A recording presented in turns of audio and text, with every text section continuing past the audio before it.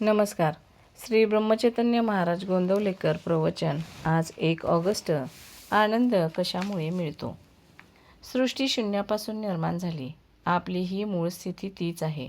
म्हणून आपण शून्याकडे जाण्याचा प्रयत्न करावा, म्हणजेच स्वानंदात स्वस्थ राहावे. पण ते आपल्या हातून होत नाही. कर्म करीतच राहावे असे वाटते. प्रपंचाची दगदग झाली म्हणजे आपण दूर जाऊन बसतो. पण मनाची तळमळ त्यामुळे नाहीशी झाली नाही तर काय उपयोग? याकरिता मनाची स्वस्थता कशाने येईल ते पाहावे. आनंद कुणाला नको आहे? आपल्याला आनंद हवा आहे खरा, परंतु तो मिळवण्याकरता जे करायला पाहिजे ते आपण करीत नाही. नोकरी नको आणि खायला हवे, हे कसे शक्य आहे? खरोखर प्रपंचाच्या या अगणित उपाधीतून सुटून जो स्वास्थ्याकडे जातो तो धन्यच होय.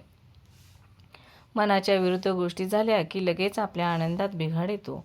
याकरिता आपल्या इच्छेविरुद्ध घडले तरी माझे स्वास्थ्य बिघडणार नाही, इकडे पाहावे. याला एकच उपाय आहे आणि तो म्हणजे माझी इच्छाच मी नाहीशी करणे.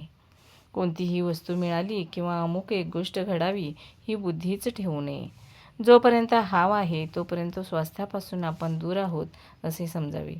महत्त्वाकांक्षा खुशाल धरावी, पण त्यामुळे मनाला त्रास होऊ देऊ नये. भगवंताची इच्छा तीच माझी इच्छा असे म्हणावे आणि अभिमान सोडून कर्म करीत राहावे. प्रयत्न करून जे काही होते ते रामाच्या इच्छेने झाले असे म्हणावे. कर्तेपणाचा अभिमान सोडल्यानेच स्वास्थ्य लाभते. मागे घडलेल्या चांगल्या वाईट गोष्टी आठवत राहणे यामुळे आनंदात बिघाड येतो. तसेच उद्याची काळजी करीत राहणे यामुळेही मनाच्या स्वास्थ्यात व्यत्यय येतो. होते जाते ते सर्व भगवंताच्या इच्छेने होते हे मनाने पक्के ठरवल्यावर मग विनाकारण काळजी का करावी? दुःख करणे अथवा न करणे हा मनाचा धर्म असल्यामुळे ज्या माणसाने मनाला योग्य वळण दिले आहे तो प्रत्यक्ष दुःखणे भोगीत असतानाही आनंदात राहू शकेल. म्हातारपणी तर आनंद हे मोठे शक्तिवर्धक औषध आहे. ज्याला नामाचे प्रेम आले त्याला शरीराच्या कोणत्याही अवस्थेत आनंदाचा लाभ होतो आणि ज्याला आनंदाचा लाभ झाला त्याच्यावर रामाने कृपा केली असे खचितच समजावे.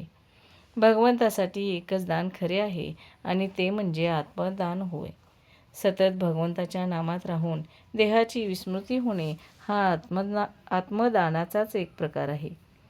वाणीने नाम घ्यावे, मनाने स्मरण करावे आणि या दोन्हीचा मेळ असावा.